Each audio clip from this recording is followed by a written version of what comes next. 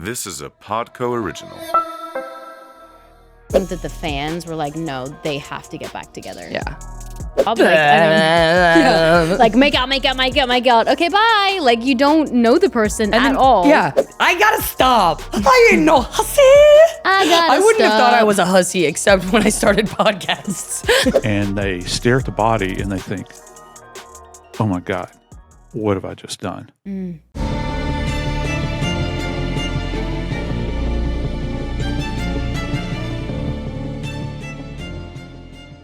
Oh, we are on a podcast. Did you ever do acting, like, did you ever do acting sort of games where you had to say the word and you get closer and closer to the word until you say the same word?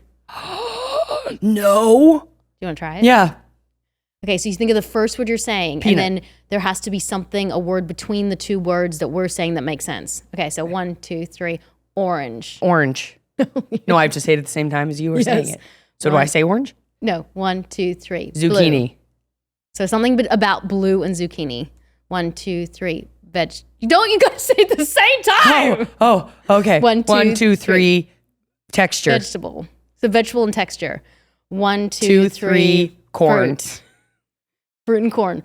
1, 2, 3. Hot dog. Cornfields. Cornfields and hot dog. 1, 2, 3. America. Penis in America. Okay, ready? 1, 2, 3. President. Did you just took that off me? Oh, I didn't. I was going to say Trump. I was going to say Trump too. See, I got it! Do you see how it works now? Yeah, I mean, I would need to play like 16 more rounds of that with somebody who knew how to play. And then, dang, you got to say the same time. I bet if you have to go fast, that's really hard. It's so great because you end up getting the same word at some point. But it has to be between the two words. It's an acting exercise. It's like trying to get to know your partner, I guess, or trust them. Or and your body. Yes, true. All right, so for whom the bell tolls. Yeah. At the end of the last episode, we got a flash drive filled with disturbing images. It turns out the flash drive is not just of the girls, it's of everybody in Rosewood. Everybody's been spied on. And the thing that was disturbing was Aria said they have us naked, younger than 16. That's gross. Being voyeur. And it's definitely Ian. That's way too far. Yeah. That's way too far. You're saying too far to be as a writer writing the storyline? It made me so uncomfortable when she said the word naked, described with them being younger.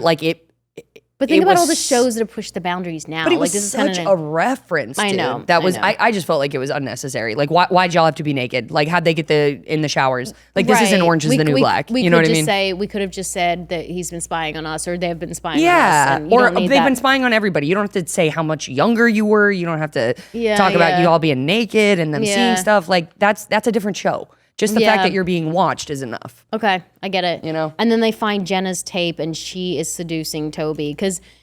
There's a few comments recently in our comment section about like, why does like Tammin or like doesn't understand that the bad part was about the fact that Jenna was seducing Toby. And it's not that I didn't understand that, but you have to remember, firstly, it was a long time ago, so you don't really remember. But also, you, like we said, you don't know what's happening in between and how much you're talking about it or what Toby's saying. Right. I didn't even know how affected Toby was because remember, I just came into the scene and was like, I did that scene, which was wrong. But for all I know, Toby was like, no, like she's got so many. I didn't know how many layers my character had. Right. If she was just like being evil, or if she was doing it because he did something to her. I didn't really know. Right. I don't think they knew. That's the other problem. You can't even go. I mean, they kind of have an idea, but these writers are also making up based off of fan feedback, based off of. You know what I mean? They're not writing these super far in advance. The season is plotted out, but how they're going to get there is not. Yeah. And that I think is just a little bit more week to week than we even know. And it was weird because like my scene I had to do the flashback scene with Toby and my character could see. And, I don't know if I said this on the show, but I was kind of friends with him. Like Keegan and I in the beginning hung out a lot. Like he would come into my trailer, he would play the guitar, he would we'd go to the canteen, tuck shop together. Like we were really close as friends. So it was kind of weird to be like, okay, now I'm making out with my friend. Oh, wow. That was a little strange for me. And honestly, how disturbing is that line, it wasn't hard for me to convince my mom and your dad that you forced yourself on me. I know. That is graphic. It's and so I totally graphic. forgot. You can see. Oh, yeah. Yeah. So unfortunately, it this was has in been a going on. telescopic lens.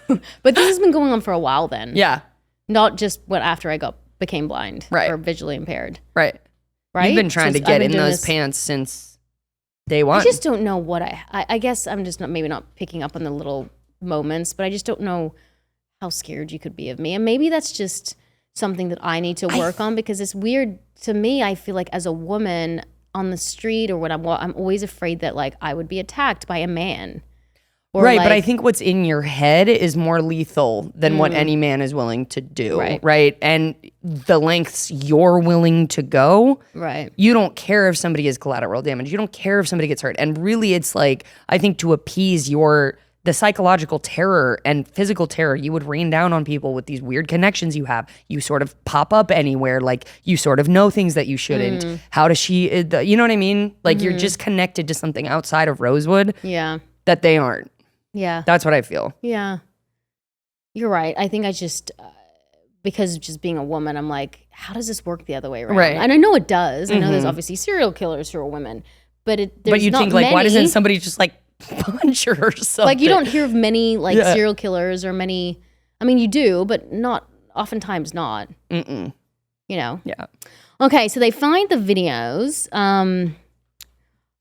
And then are Ella and Byron signing divorce papers at the table for breakfast? Because all she says is, it makes it so much easier, or Byron says like, it makes it so much easier that you could come here. Let's not tell the kid. Like, are they signing divorce I papers? think so. Yeah. But then how much harder is that going to be when ultimately she ends up moving back in?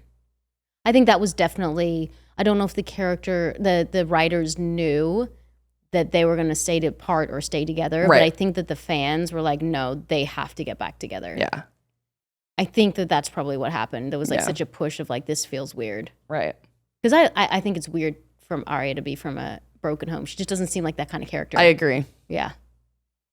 But I mean, it happening later than in life, I think a broken home is when you're either born into that, like, you know what I mean? Like, it can break, like, but as you get older, but it's not in the same context, I think, when you're in your teens or whatever, if your parents get divorced. I don't know. I've never had that happen. I only had the one Yeah. go around.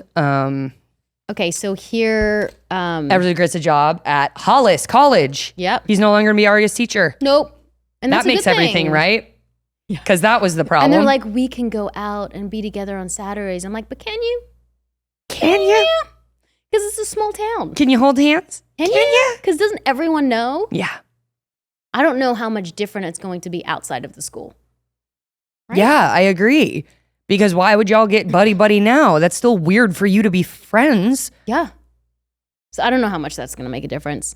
Then the girls confront Jenna about I know. It's my the first flash scene drive. that I say more than 2 words. You drive this whole scene. You say about 2 pages worth, which is great. You make one of the fun. Okay, so it has this flashback where Allie blackmails Jenna. Where is Jenna?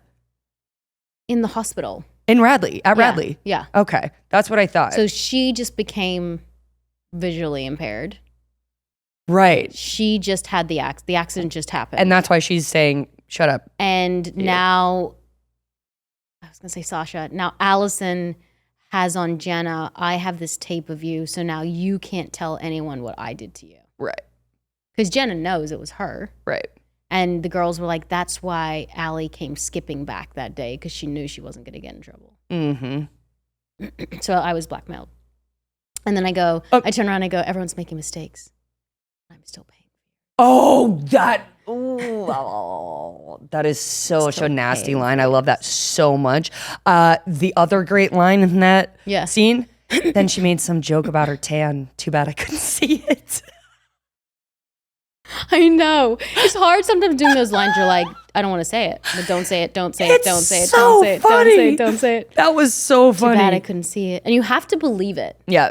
Oh. Yeah. On every, after, watch back indie film I've ever done, like, you're so totally in the You have world, to no be matter in how the world. bizarre or you don't commit you to it. It justify just it in some seems- way, which yeah. tells me that actors have this quality that they are really able to justify anything. Because sometimes you look back and you go, that is the dumbest line I've ever had to say. then But you in the moment- in the moment, it has to be real to you. I was And you freaking cry out. over ridiculous stuff too. Like, look at anything in like the Marvel world too. Often, like most of the time, because yes, there's no like crazy alien coming towards you. You're acting towards a wall. Mm-hmm. You're like, don't kill me. Yeah, and it's all like a big green screen around and there's you. just a green Yeah. screen. I don't know that I could do that. It's that's just hard. not my. That doesn't turn me on in any way. I know. Well, you would like theater Yeah. because it's so in flow. Ooh. There's no stopping But it. theater just doesn't pay, right? And there's not good Not theater really. in LA. There's a lot of good theater, but you know, it doesn't pay. No, unless you're doing Broadway, and it still doesn't pay that well, not compared to these things. So yeah, then I say at least we're paying. At least I'm still paying for yours. Yeah, that was brilliant. I just wanted to make a quick aside about these old phones that they're using. I mean, we had iPhones when we were shooting this. Yeah. What is this less than text thing? Then at one point, Spencer when has we some rogue Blackberry. Wait, they did have iPhones? yeah. What was Wait. that? I think I was on a Blackberry back then. Dylan, when did iPhones come out? Yeah, producer. iPhones. He's lying. He's lying. They came out. In 2005. I didn't even have Instagram or Facebook, so I don't even think apps were kind of. But I around. remember that I got Twitter during this like second season of PLL. But it wasn't an app on your phone. Right, but by 2013, we all had an iPhone. Yeah, If they maybe. came out in 2007, Yeah, you're just like, why are they saying old phone when we kind of had such an updated Yeah, version? It that's what wasn't I like- mean, yeah. It wasn't like 20 years ago. right. And like they barely flip open and like the texts are all like, I don't know, it's just funny. Do you feel like apps have kind of ruined our lives? Absolutely, along with myself, ruining my own life. Apps definitely take a quick second. Yeah, apps, I feel, phone, social media. Do you remember when it used to be a saying to be like, there's an app for that? Yeah, Remember it's when like- that was a saying? There's an app for that. And now I'm just like, wait, it doesn't have an app? Yeah. What do you mean I can't bank? You know, you can take, you know this, you can take a photo of a check and it deposits it into your bank now. Yeah. That's one of my favorite features of love it. not having a car is the online having banking. Yeah, I don't know. I feel like my addictive personality has hurt me when it comes to addictive personality in certain ways is really affected me. Because sometimes I'll be flicking, I don't even know what I'm flicking for. Like I don't even know what I'm looking for. Right. Like my brain's just on, there's these really sad pictures and videos of, not pictures, there's really sad videos of these kids falling asleep and they're 3 and they're flicking in their sleep. I gave my kid a photo of like when I was younger and she got the photo and she went like this. Try to make it bigger. I know. It's your first instinct. I know, it's a lot. It's a lot. Holy moly, that's really trippy. It's really trippy. But in this episode, Melissa gets into a car accident. I think that's like a big deal. And she's with Spencer. Yes.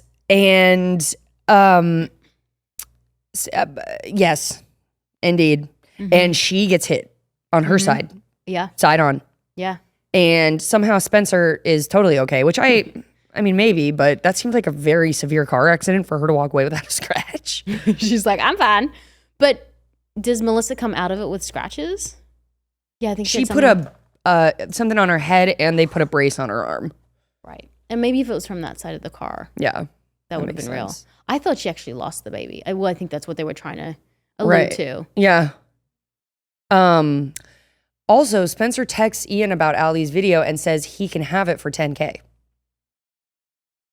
And I can't remember this exact moment, but does he know it's her? I don't No, think he so, doesn't. right? Yeah, he doesn't. How did they get, so they're using a burner phone to text his phone? Yeah.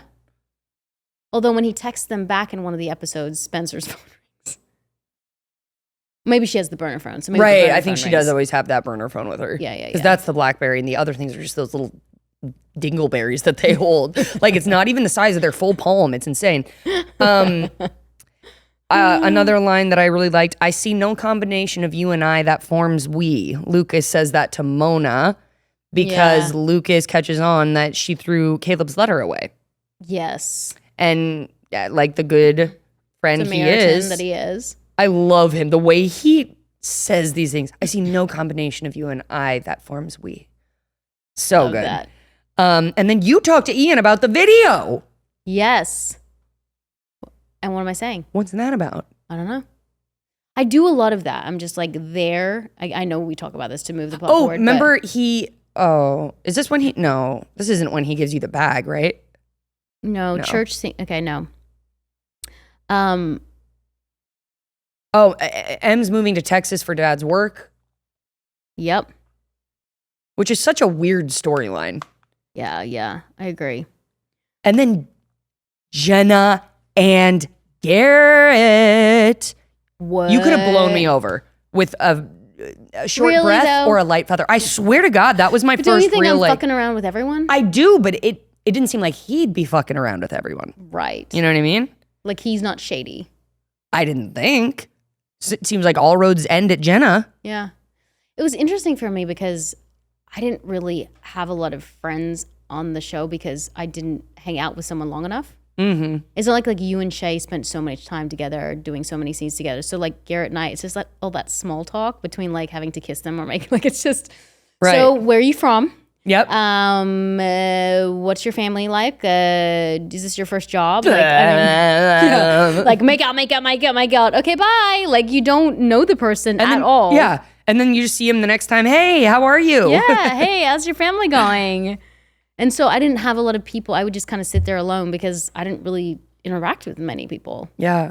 How crazy for their relationships to have lasted the whole entirety of the series. Caleb and Hannah and Toby and almost Paige, but and Ezra. Yeah. Just imagine just like making out with them so often on such a regular basis being as good of friends as they were. That's true because most movies that I do, I go in and you don't really see them again. Right.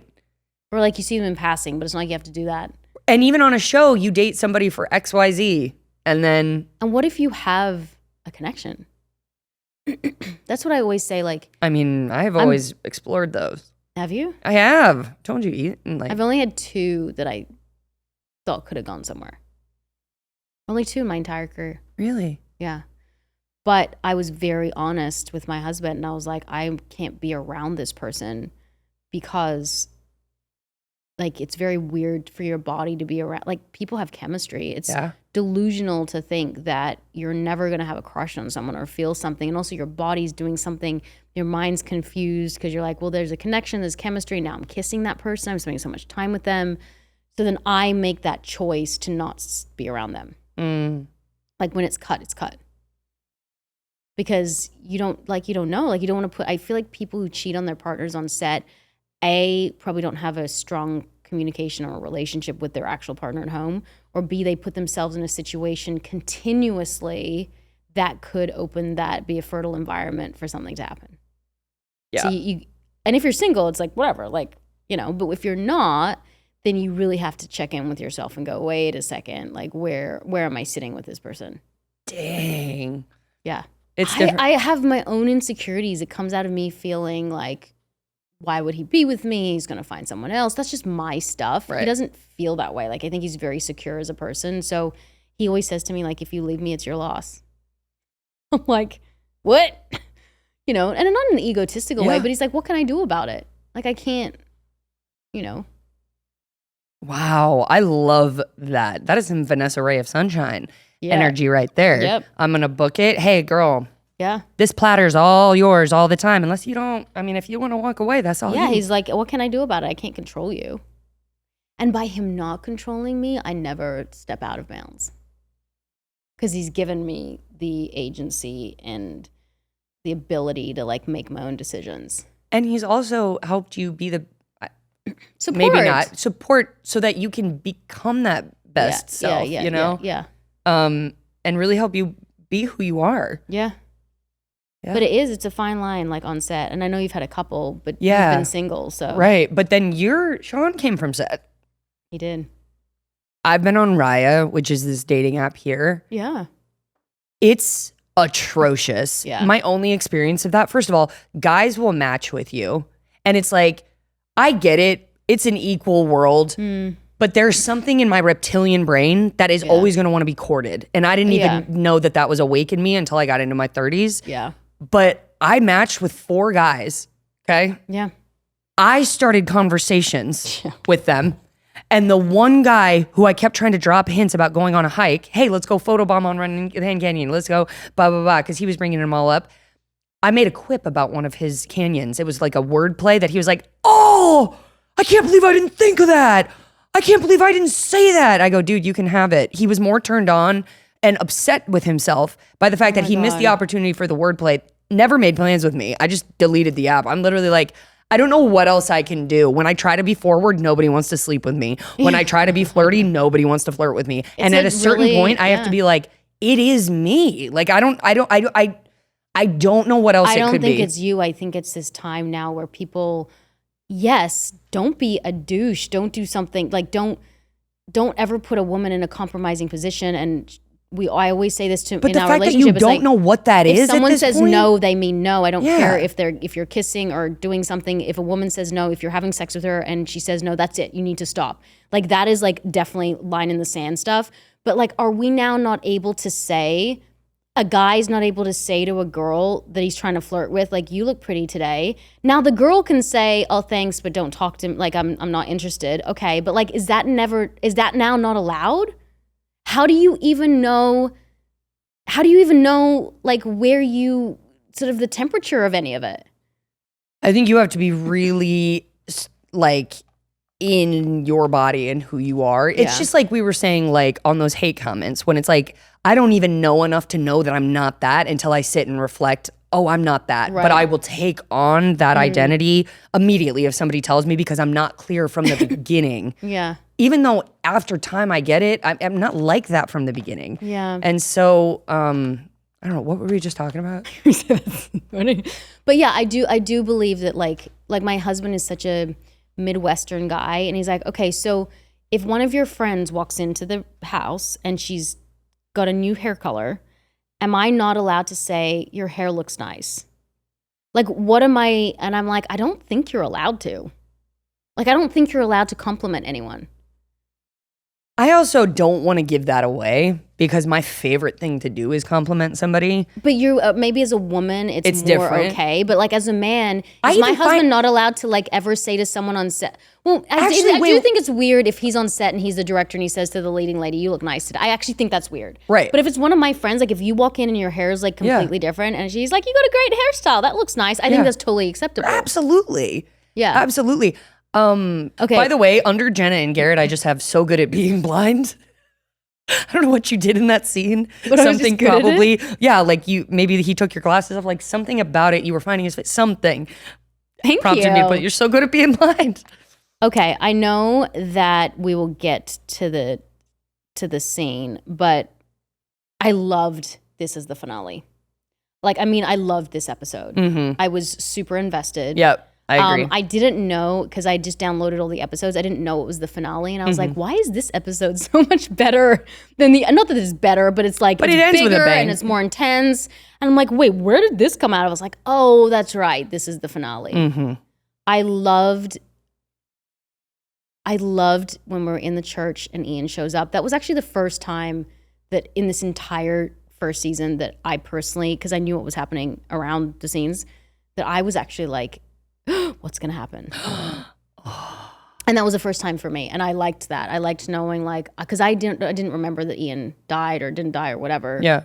I really liked that. I liked the fear of Spencer. And I just thought him dangling on that bell was just so perfect. Poetic. And when I heard it too, I was like, he's fucking on that bell.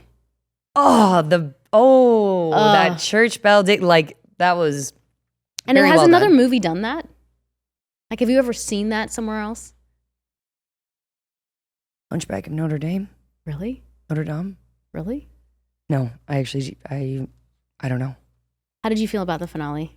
I loved it. Yeah. I loved it. Only thing would have been better is Paige being in it. Paige being with Ian. Yeah. And she was running. Yep. And I'm the one, my hair is lighting the way through these dark woods. So also let's check back in with our favorite criminal couple, Jackie. Now, Jackie, the girl that Aria accidentally found on his Facebook page in Italy with the engagement ring, Jackie shows up at the faculty mixer. She teaches at Hollis, the college that Ezra is now going to become a professor at. I would be a little... I was miffed. I was like, oh, that's a good one. That got me good. Yeah, I would be a little... The fact that she works at Hollis. Yeah. Crazy. As Aria, I'd be kind of pissed. Yeah. That's where it kind of all started, right? Yeah. Like her feeling of there's something weird's going on. There's things that are just not making sense right now. Yeah, I think I would feel out of my element, especially being that young, especially since he didn't break it off and he was still in love with her till very recently. Yeah. And now she's going to be in his face all the time. I think I would be affected by it. Yeah. Girl. I'd be like, you're not going to be a professor. Sorry. For real. I mean, I don't know how you'd be okay with that. Nobody plays that shocked, like, the fuck are you doing here? Look better than Aria. Yeah, she's always like, what? Yeah.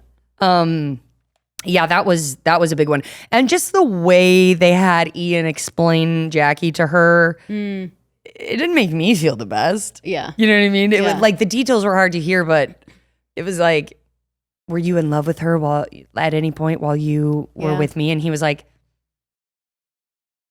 while we've been together, there's nobody. Yeah, he doesn't go, no. He's like, you know, I love you, Aria.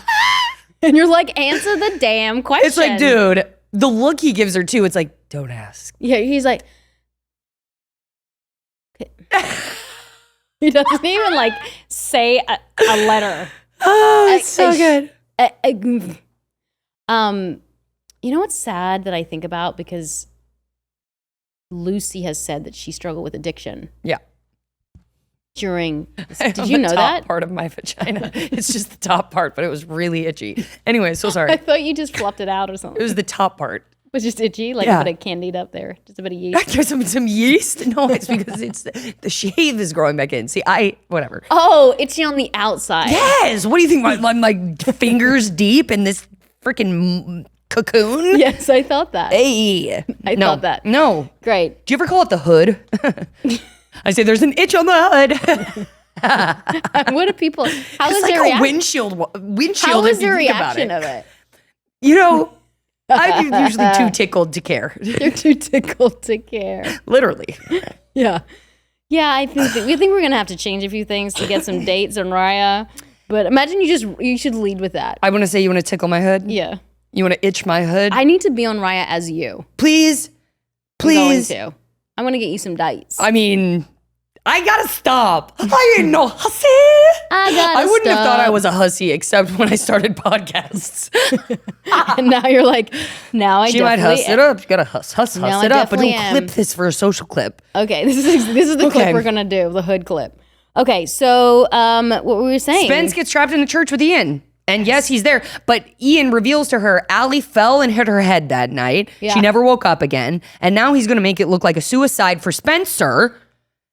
And then it comes out of nowhere and he gets tangled in the bells. I don't know. I must have like blacked out for a second, but I didn't see A in that finale. Did you?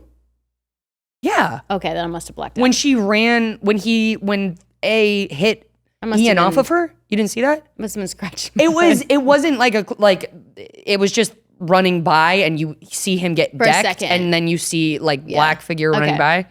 I must have been scratching my hood. A did for that split second. I think also A didn't help Spencer back up. Spencer still had to, because she had gone over the ledge and was like hanging on. Okay, so I missed that part. Yeah, she got rid of But the issue for me is that they must have just been through so much trauma that they've like disassociated at this point, because I would be a complete mess. Mm-hmm. There's a dead guy. Everyone's going to think I did it. Like, there's no way I'm going to get out of this. He's literally like, but here's the explanation. You know that fake trophy? Yeah. Wasn't It's so rat fake. It was rat blood. But like I think though, I do if you've been on the show for this long, I don't think I would have been able to be one of those 4 characters, because I would have been like, well, how would this really be in real life? And I would have messed myself up, and I would have been a shaking mess, and I would have been hysterical, which it would have been too much for TV. And it's like, but that doesn't feel real to me. So I think if I was one of the 4 girls, I would just be a mess all the time. Yeah. I think personally, if I thought I'd killed someone or I was going to be blamed for it, I'd be shaking. Mm-hmm. Yeah. Vomiting. Yeah. No, but she thinks she's in the clear because, first of all, A, killed them. I don't think they're deep enough in it now, and I feel like they haven't been disbelieved enough times for them to think that the truth will not set them free. Yeah, I mean, they've gotten off so many times that, like, they'll get off again. Yeah, kind of like that. And also, like, I don't think enough lines have been crossed yet for them to think, like, oh, this is big enough not to be believed. Yeah. You know what I mean? Like, they haven't, I feel like as it piles on, they're just kind of like, well, we can't fucking tell anybody about this. Yeah. You know what I mean? We're too deep in now, but I feel like this is them being, like, trying to get out. Yeah. But no. Well, I liked it. I liked the end of season 1. I loved it. And then at the end, it ain't over, bitches. Sleep tonight. They said something about sleeping. Sleep the lion sleeps tonight. It's not over, bitches. But this session with you is over, and I will see you in like a couple months. So if you guys have any constructive criticism, save it. Save it for your grandmother or your mother 3 months. Or somebody else who doesn't care. Save it for 3 months, because that's when we can fix it. Yeah. And also, we love you. Yeah. Because if it wasn't for you, we would never get to do any of this. Right. We have to remember that. Yeah. And I do love making the things with you. And I do care about how it's output. Yeah. Yeah. And I want people to tell us what they like. Not what they don't like, just kidding. Do you ever have those things where, like, even if you wash a shirt and you know it's been laundered and you have deodorant on and you're not, like, sweating that, like, it's not me, but the shirt just has, like, a smell to it? That's me right now. What is that? Does that have to do with the show? Joe Scott, have you ever worn a shirt so much that it starts to take on your own funk after the laundry? Been watched? Joseph Scott Morgan.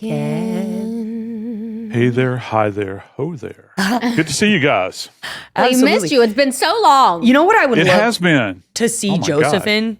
What? An improv class. Oh, yeah. I bet you would smash an improv class, dude. I encourage you to take one if you have to emote. You have to emote. Take yourself back to those moments in time. Absolutely. You draw upon that. Mm-hmm. So yeah, I could probably do it. I've had to act a lot in my life, so you are so but not rich on the with stage. Experience. Yeah. I feel like it falls out your pores. Your pores. Yeah. Whew. Oh, I need to bottle that. You were gonna be like, "Who's this new Joseph Scott Morgan?" I actually drink his sweat. It's unbelievable. Well, Joseph, thanks for being back here for episode 22. Hey, thanks for having me. It is the season. Great episode, by the way. 1 finale. Yes. There's always a little extra punch in the finale, I feel like. Yeah, there is. There really is. And certainly this one did not disappoint relative to this. I was actually absolutely floored by this because, first off, it was when you begin to broach the idea of taking one's life, people kind of recoil from that. But I got to tell you, you guys might not know this, but you know, I think that folks think about like homicides and that sort of thing in our country, and you hear a lot about that, right? But you know, suicides generally outnumber homicides 2 or 3 to 1, depending upon where you are in the country. Suicides outnumber homicides. And unless you're like a really high profile person, no one ever hears about them. You know, the paper will say died suddenly, you know, like that. And so, but here's the upside. People like me, we investigate far more suicides than we ever do homicides. And it's not because we don't investigate homicides. It's just that they're outpaced by suicides. And so, and it's a harder thing to investigate because you got no witnesses most of the time. Right. And you got to look for certain things. And if you'll look and listen to what this sounds kind of creepy, to what the body is telling you, it'll reveal strike that. It'll reveal all the clues that you're looking for. So give me a real life experience of you on one of these calls. Have you been to have you seen a staged suicide? Oh yeah, multiple. Yeah. Over So what is time. that? Yeah, because well, most of the time people think that they can get away with things, but keep this in mind, and we're back to science now. The more data points that you enter into a big equation, the more complex it gets. And the person that's actually perpetrating a staged suicide, they run the risk of getting caught because they're adding, from a forensic standpoint, they're adding more information with every step they take. And the biggest one that you come across are staged hangings. And in this particular episode, I believe they're talking about hanging somebody within a belfry, okay, with a like a rope. And so, if you'll just imagine, if a ligature, which is what we talk about in asphyxial deaths, which classifies as a hanging, if a ligature is used, like a rope or a cord, most of the time when that's used, you'll see a linear mark on the neck with a homicide, and it goes straight back. It actually runs parallel to the shoulders, because somebody will choke somebody out either from the front or from the rear. However, with a hanging, we look for something called tinting feature, which is TENTING, not the tin on the windows of your car. Right. So tinting, like a pup tent, like this, or the letter lambda, the Greek letter lambda, comes up like this. And so with hanging, it goes up and it comes to an apex at the top. So what people will do, and in my experience with the multiple stage that I've worked like this, they actually choke somebody with ligature and then think that they're going to hang them after they're dead, and it's going to give the impression that it's actually a hanging. But we can read these furrows because they're very distinct, and it takes a lot of pressure. You can't cover that up. And so if you're an investigator and you're out at the scene, you're doing your examination, you have to look very, very carefully. And then here's another thing. When people take someone's life and they do it intentionally, you know what most folks do, most perpetrators do? They sit there and they stare at the body and they think, oh my God, what have I just done? Well, when they take that pause, they're trying to decide how they're going to make this look like something else. Yeah. They don't understand that the body is actually changing. From the moment it stops breathing, there are changes that are taking place that are not reversible, that we're going to pick up on. Like if someone's laying flat on the floor, blood's going to settle to their back. And so while this person's ruminating over, my God, what do I do? Blood is settling in the back. And so gravity is pulling it down and it sets. And then they'll take the body and hang it. Well, we examine the back. And so when we examine the back, if they have what's called postmortem lividity on the back, we'll say, well, gravity doesn't work that way. If you're hanging in the air, the blood is going to go to the lowest point of gravity, which would be your feet. Okay. And they get purple and ankles swell and the hands swell too.